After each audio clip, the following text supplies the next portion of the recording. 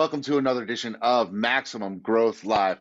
I'm one of your hosts, Jay Ruane, CEO of Firm Flex, your social media marketing agency for lawyers, as well as CEO, visionary. I used to say managing partner, but I can't say that anymore, Seth, of Ruane Attorneys, a criminal and civil rights firm here in Connecticut. With me, as always, my man down there in the snowstorm. Are you still snowed in, Seth? Because We I are heard. we are on the right side of the Beltway, thank God. Nalini literally lives off 95 where all those people got stuck. So where we got maybe 4 or 5 inches, I don't know, they got like 10 to 12 quickly, no preparation, nothing pre-sand on the highways. It just sounds like a complete shit show. Yeah, it really does. Anyway, that guy over there, Seth Price, he is the managing partner of Price Benowitz, DC, Maryland, Snowden, Virginia, and South Carolina, as well as one of the founders of Blue Shark Digital SEO for law firms with clients all over this country. I would say, how you doing this week, Seth? We heard a little bit about it. I have a feeling you're kind of cold. It's been a very surreal experience between COVID, school closures slash snow.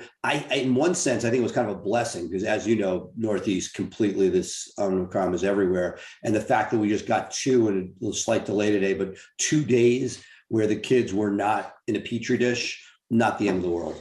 Yeah, no, definitely not. And the interesting thing about it is, we started this show. We're coming off of, or we're still in, whatever you want to call it, this pandemic.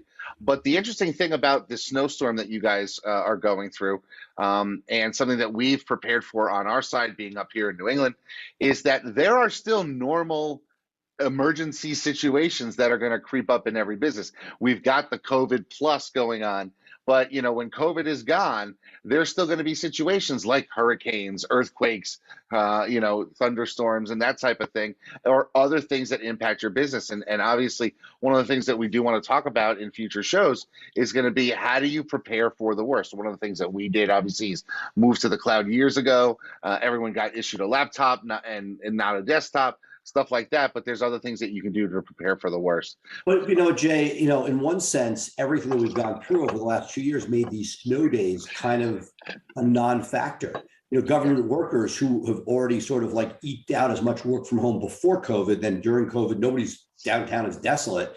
You don't really have an excuse not to work because it's snowing. You may have kids at home, but that's really, so I feel like for the firm, it was empowering in a way that normally I'm like, oh man, revenue's going to drop. All this is terrible. But everybody was able to do their job as well or better than before. And the fact that it was a snow day really was not that much of a factor.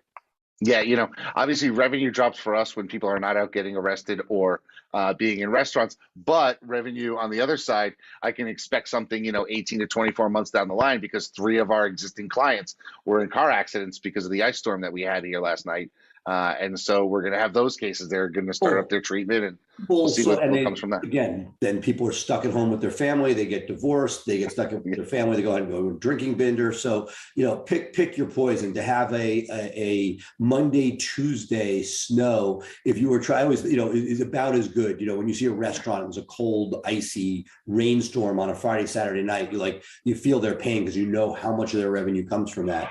Oh, I can remember. I want to say it was 7 or 8 years ago now, but we had significant snow here in Connecticut on Fridays and Saturdays every weekend from Thanksgiving until the second week of January. Maybe it's like 10 years ago now. And every holiday party was getting canceled. Restaurants were suffering. Of course, my business was suffering too. It was terrible. But speaking of suffering, there's a topic I want to talk to you today. Because I tend to be an optimist. I want to be an optimist. And we talked early on in our show about the struggles I was having with Google, my business now, Google Business Profile, as they changed the name. I don't know why they did, but they did. Anyway, we went through the saga of me being delisted for one of my brands, got it finally back. It's finally a thing. And it had been growing over the years. And then I look at my stats over the last 28 days, and my views on search and on maps have been cut by like 50%. Well, let's Well, be my very clear. business Hold, is hold, my hold. business is going okay. Okay, so a couple questions. Just want to make sure. First, we're not talking about search. Presumably, we're talking about the three pack, the Yeah, locals. we're talking about the three pack because it's my Right, Google business right, profile views on right. search that they call it, So, not and look, organic search. not surprising. I'm thankful that the money search, and I think I may know why, is down. So, look, what happened was about 3 weeks ago. I should have the exact timing, but about 3 weeks ago, Google made its first local algorithm change in a very long time. It is a very compared to organic, where every time there's an algorithm update, people are being rewarded for high quality content, authoritative links. With the local algorithm update, the three pack, right? It used to be 7, now it's 3. They put an ad up there, but that all important three pack, they went from allowing somebody like a Jay Ruane to own a region. There were people in Chicago that owned Chicago. Price Benowitz could own DC, to restricting proximity on the search. So we went from a point where Jay Ruane was so powerful that he could have its entire kingdom out there. And then instead, what we have seen is that you know how people talk about searching near me? That's how some people do searches, pizza near me. It's almost as if they added a near me to every search that you're doing. So the radius of influence that you have shrunk, in some cases dramatically. So bigger players, Price Benowitz was definitely hit. I'm sure you were hit on the local piece because your local was so powerful that it's giving you a smaller circumference. Now, will that expand slightly? Unclear. It was a very clunky algorithm. Spam was working. There were a bunch of problems with it. So I think they're trying to address that. And whether it stays with this, because do you really want, right now, you may be 30 miles away from somebody and there's some sort of, some really mediocre talent between you and them, and they're giving them just the closest possible answer. Not entirely. You need to have some authority, but it's really putting emphasis on proximity. Not good for the bigger players. I'll say that if you're a smaller player in a major market, it's tremendous in that it's giving you a fighting chance against some of the bigger players by giving you your own radius of influence, whereas before you weren't even getting visibility. So, do you think the not solution, but the future then would be for more local, small offices? One room, two room, that type of operation, rather than having everybody centrally located in the downtown area with the big thing. Instead, you find like the local, not intersection, but the local downtown area that's in the suburbs, and you sprinkle offices around that so that you have multiple touch points. No, that Then you got absolutely. to build. Then you got to build GMB for it. You got to get reviews for it. I mean, it opens up a lot more work, right? A lot more work on our side. But it sounds to me like that's what Google really wants. Yes, yes, and yes. That is where we've been seeing it go. That's what we've been building out for our clients at Blue But Shark. see, Yeah. here's what I don't understand, and maybe you don't have an answer to this, but I'm here in Connecticut, and 20 minutes north of me, I've got Yale, and 35 minutes south of me, I have Columbia. And if I, got diagnosed with something, I'd be consulting at both of those places. I would not be going to my Well, local hospital. right. So And this Google is figuring out is what is the right radius for pizza. You probably don't want to be at Columbia, right? But you may want to be at Yale if the Great New Haven Pizza is there, right? We have a debate about that another day. But the point is, that's exactly what Google is struggling with. And they went from giving a very large radius to saying, you know what, we think that people want something closer. I think that they've, like many things they do, it's a pendulum. They do something, they're like, oh man, this is way too much, and it swings back. I think that, I don't think it's going to remain like this forever, but that's exactly what's going on. They're saying, hey, you know what, we're not letting you see that there's an option at Columbia. We're just going to show you Yale. But at the same time, it's allowing for smaller operators to have a shot. And I think that the piece that I'm always in the back of my mind, two things I'm thinking about, right? They're protecting their money. One is, if you take stuff away from the larger operators, more likely to move money towards pay-per-click, more money for Google. And second, I think they're always in the back of their mind playing the antitrust game. oh, sure. And so this is just one more thing where you have, you're being what I call a little more egalitarian, spreading the love rather than saying, hey, Ruane's your answer. Well, there's a guy 20 miles, somebody, if somebody's north of you and there's a guy between you and them, they're going to give them some love. And it is frustrating as a larger player. It's going to be a nice shot in the arm positively for the smaller players. Well, I mean, and it's crazy. I look at the last 3 weeks, and I've spent $17,000 on pay per click. We're putting more money into pay per click so that we show in more areas. And You so, just sort of proved the point, yeah. which is follow the money. And, And yeah. and as a bigger player, I guess I can afford that. Not that I like paying it, but Yeah, I guess the issue, and again, this is a much longer conversation, but then look, we all go through this permutation, right? I did this before this was happening, but said, hey, we have this amazing injury team. Let's make sure that we're fully, we had a great year, expecting a great year next year, but let's make sure the pipeline stays full, experimenting with different lead gen and pay-per-click, but understanding the prices are no joke. And even in something that's not as competitive as PI, a random criminal case for you, for years, before it's gotten as sophisticated as it is now, 3-to-1 was considered a decent ROI for this pay-per-click, and it's just not that exciting. That's a significant business partner you're dealing with now.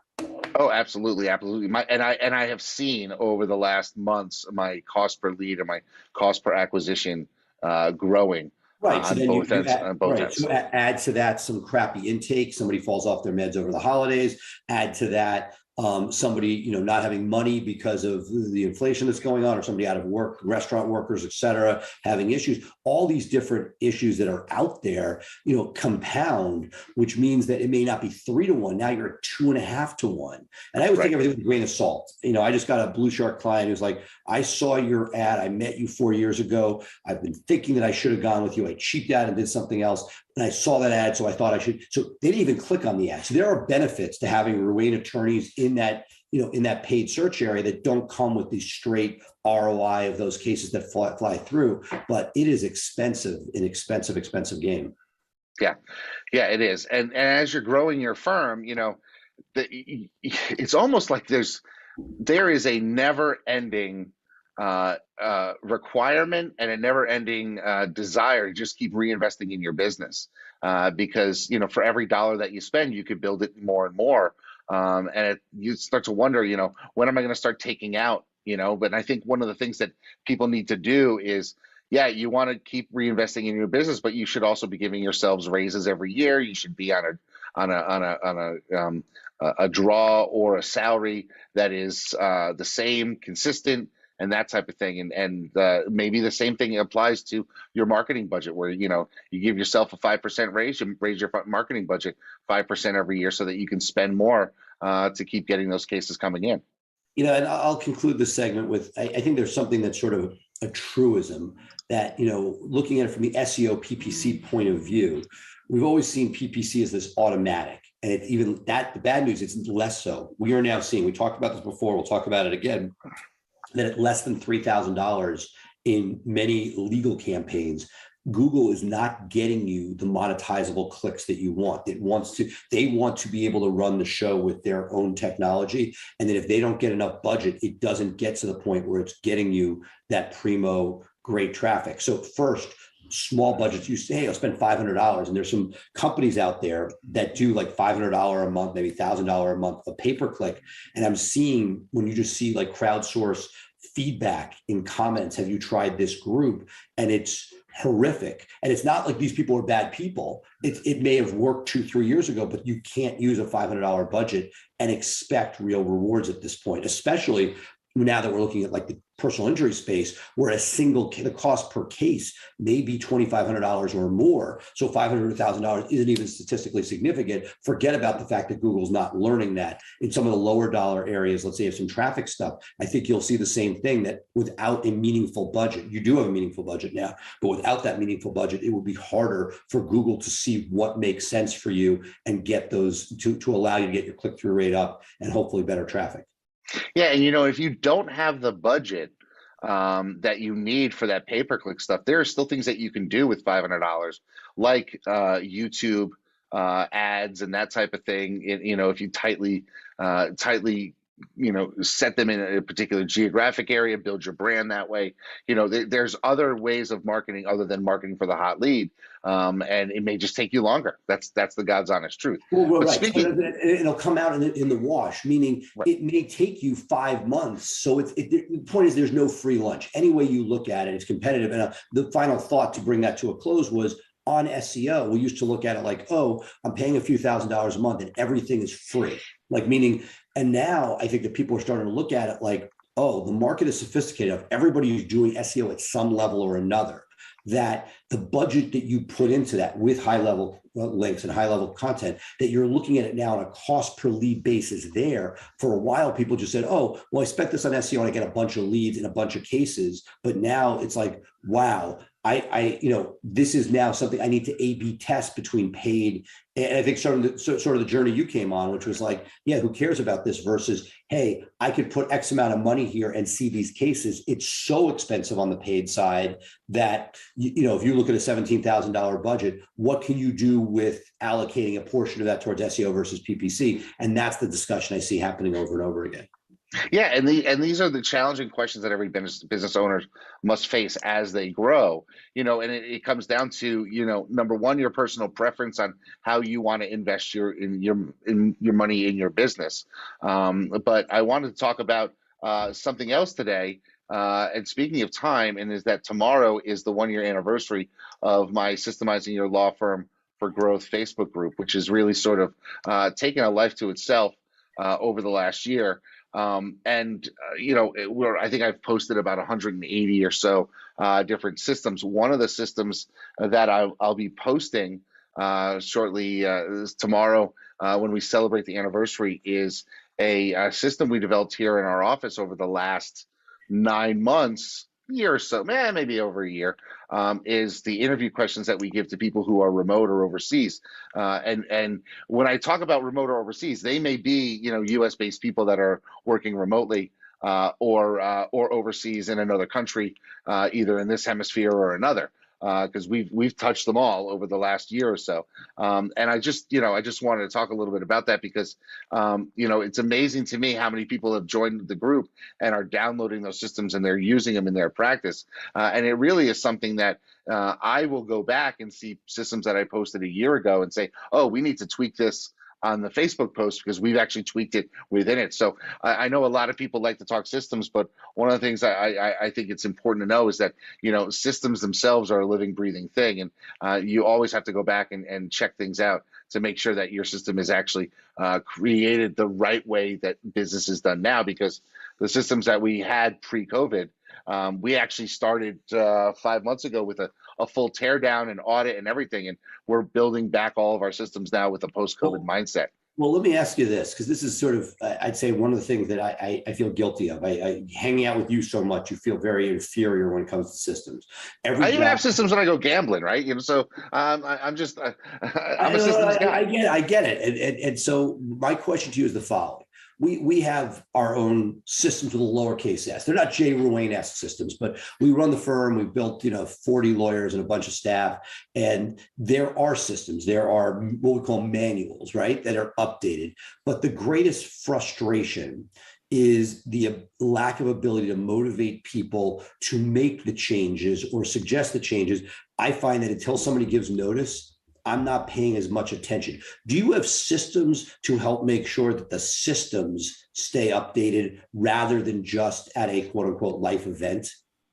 So the way we do it is we now have one person who is the systems guru in the office, and they have run the gamut from being a receptionist to a intake person to an intake team leader to a paralegal, and now sort of serves as special projects because her husband is deployed and she needed some more time. So what she's doing is she is essentially our auditor. And it's a position that we've created, and her job is to, and she's great at it. Her job is to go in and randomly audit files to make sure systems are being followed, both from the staffing side and from the attorney side. Because so is she looking at the system itself and auditing the system, or is she auditing an actual real life example and whether it's following it? Both.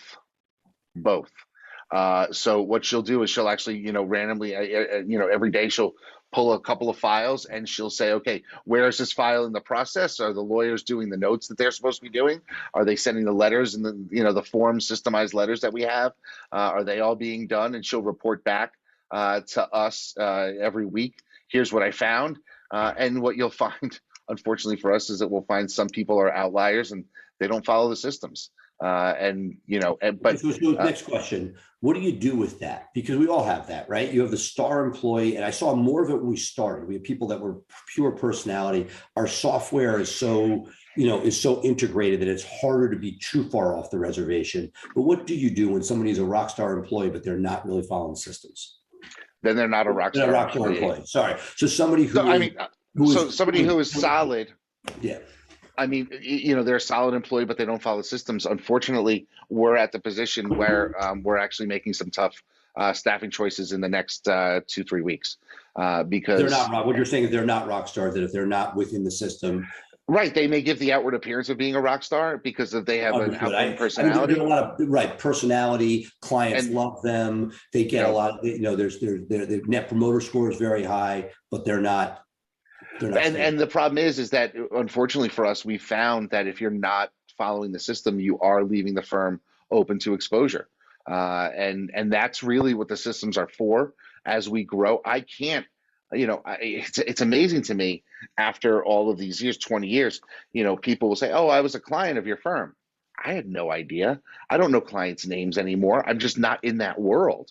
And so if I have to be responsible for that, I can only go so far as to have the systems to know that the closeout letter was done a particular way. The motions that we open at the beginning of a file are done. And if an attorney is telling a paralegal, don't file these motions on a standard DUI first offender case, but my policy has been file those motions, there's a reason why I decided to do that. That's okay. And that's non-negotiable. I mean, there's certain, documenting the notes in the file to the right extent. Things like that where here's a perfect example. I have somebody in the office who we have a system for communicating offers. Now, for those who are listening who are not criminal defense lawyers, when you get an offer from the court, there's a lot of things you need to communicate. It's not, okay, the insurance company is offering you $50,000 to settle your case. It is, you are going to be losing certain rights, like your gun rights, like your right to vote, like your ability to stay silent. If you get, for some cases, you may have to take certain types of treatment, like sex offender treatment, and admit to being a sex offender, even if you plead no contest to a crime. And so what we have created over 20 plus years of doing this is I have a multi-page, very involved with citations to laws, offer and options letter that I want sent out to people. I have a lawyer who just wants to talk to them on the phone about that. And and I'll tell you, because we've had bar complaints. If you don't have that letter, you're just exactly. And what I see is the phone call is an hour and a half. It's documented. Oh, I talked to the client about the options for their case, and that's the note. And I say, you got to write the options letter. And after an audit, it's not being done. I am not protected. The client's not protected.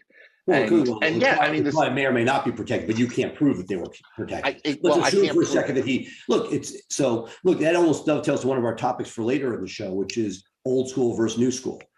Communicating with younger employees, where we, much of how I've built my businesses has been talking things out, whether through you and other friends and mentors.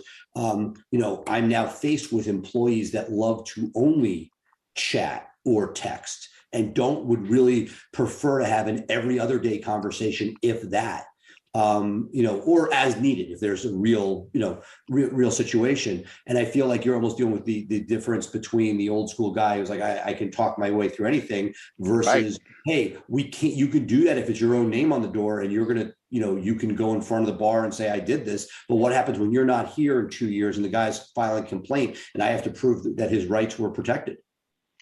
That's exactly my point. That's exactly my point.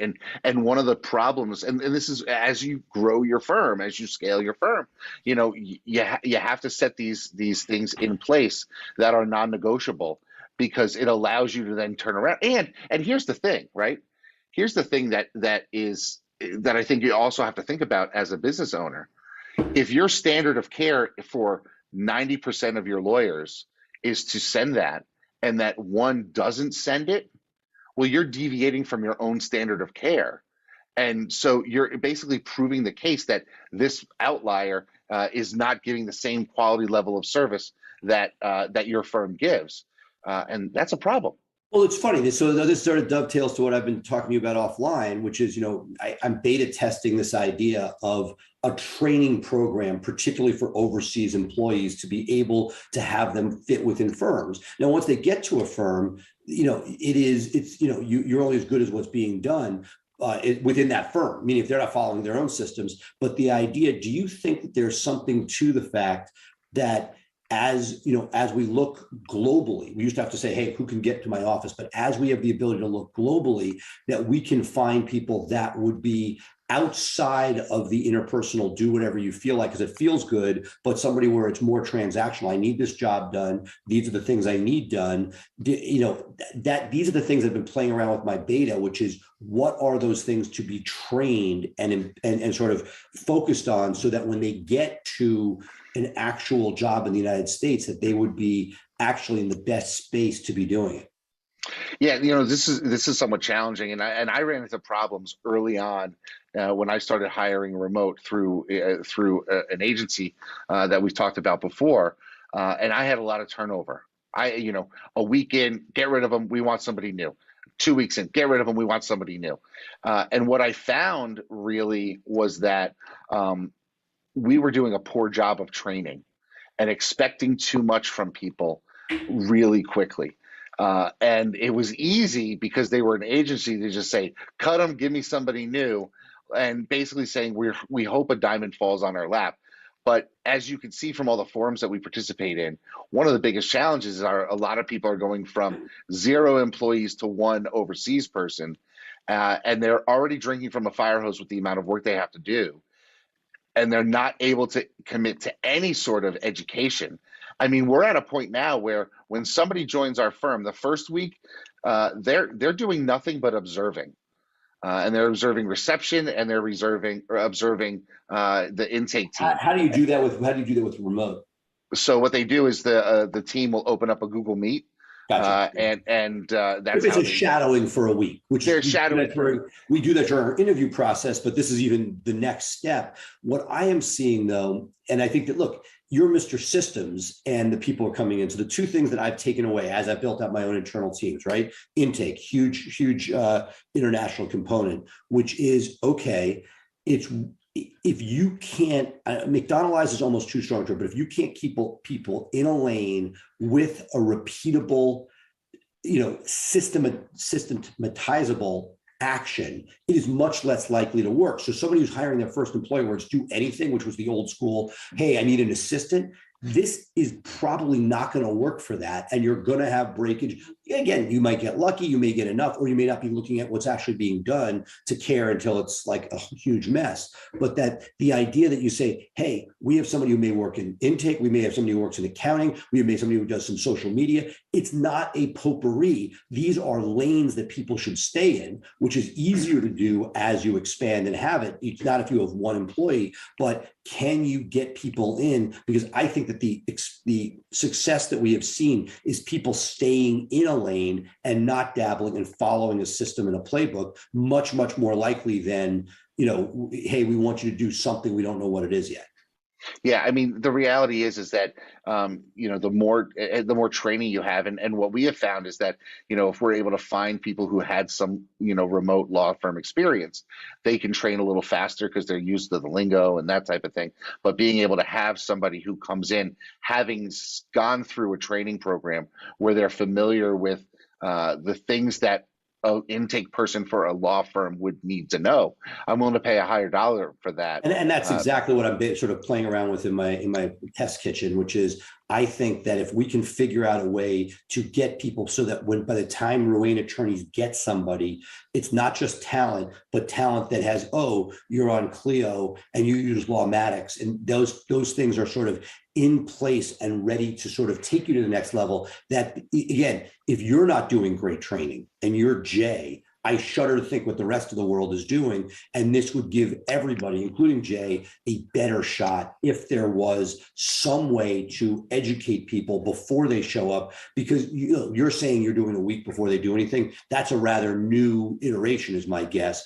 And the old way was just like, oh, you're starting today and jumping in. And these guys, you're speaking and they're shaking their head as if they understand. And there's not that base of knowledge to go with. Right, and that's why we're doing things the way we are. So the way our office works now is you come in, you observe for the first week that you work here. Then the second week you get specific training on reception. You do that for a week. It usually takes you 2 or 3 or 4 days to get comfortable to be let go, and then you're a full-time reception person. And then we pull you from reception because we have 3 receptionists. We'll pull you from reception for advanced intake training, and we'll move you down the process. But our intake training is now an 8-week program. That you're not allowed to talk to intakes until you've gone through the 8-week program. You've taken 8 different tests. I mean, because we want our intake people to thrive when they get into that process.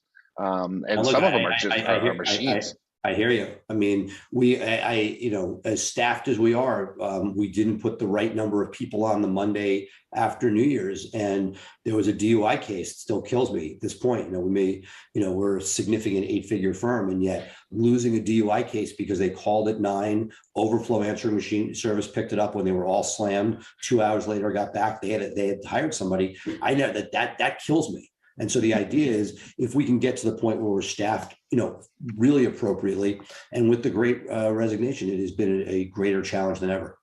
It really has. It really has. So the last thing I want to talk to you a little bit about was you told me off before the show started that you had an all hands meeting. You brought your entire firm together. Tell me about that, because I haven't done that really, I don't think I've done that since March of 2020 when I said, "Hey, we got to do a Zoom. Hey, I'm shutting everything down." Right. So tell me a little bit about that. No. So it's funny. So I came from big law, right? One of these big law firms that was growing, and there were meetings and there were speeches. And I said, when I do this, I don't want to be that. Like I didn't want the over meeting. And I think to a fault, we've done that. We have now reading, scaling up, morning huddles, bringing these different things in. We've done all of that on a team by team basis, and that's worked really nicely. It couldn't, highly, highly encourage the morning huddles, but we really weren't doing those pieces. And it sort of came out of this. I was supposed to speak at the holiday party, which was going to be inside, where I thank everybody for a great year.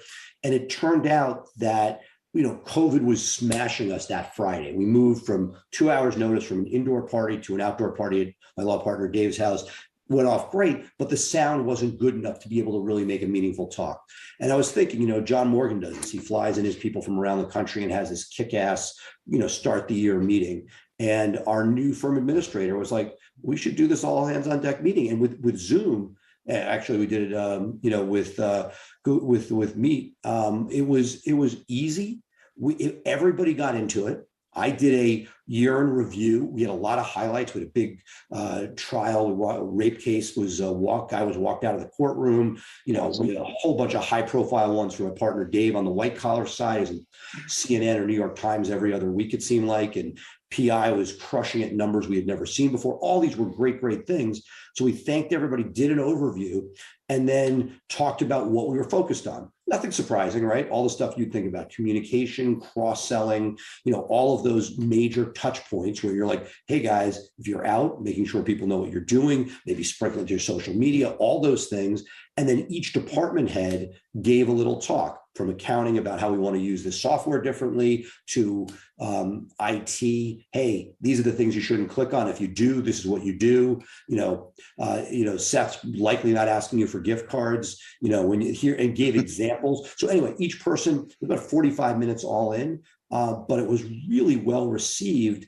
And it wasn't, I kicked it off and we had our firm administrator do the hosting of it, but it really brought everybody together, and each of the different department heads that spoke, it empowered them. And what they got to do was the granular thank yous to their teams. We have a woman who, after 6-7 years, is leaving for the federal public defender. She made a big mark on the firm. And the truth is, I wouldn't have spent the time to thank her. I should, but I'm just saying, like, when you have 40 lawyers who are still there, that's not your focus. And by allowing each department to speak, from intake to accounting to different states that we cover, whatever it may be, it really gave each person the buy-in where they had ownership of their section. And so I think we're going to try to do this twice a year going forward.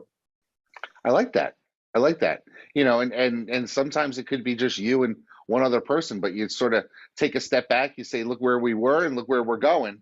But that makes sure that everyone's in the car heading in the right direction. We talk a little bit about this, how, you can get anywhere you need to go, but if you don't know where you're going, it's hard to drive together.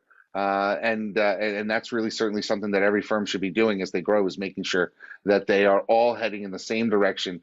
And that way you can get the best out of everybody. So that's some really good stuff. That's some really good stuff. I want to tee this up for our next episode. What I talked about during this all hands on deck was, soliciting reviews and cross-selling within the firm and upselling, et cetera. And I feel like that needs some time to breathe, and we could spend some time, because I think for everybody listening to this, we talked about how expensive Google is getting. Well, we have all these resources. I got 100 people I pay every paycheck in, paycheck out. Why are we not getting more from that?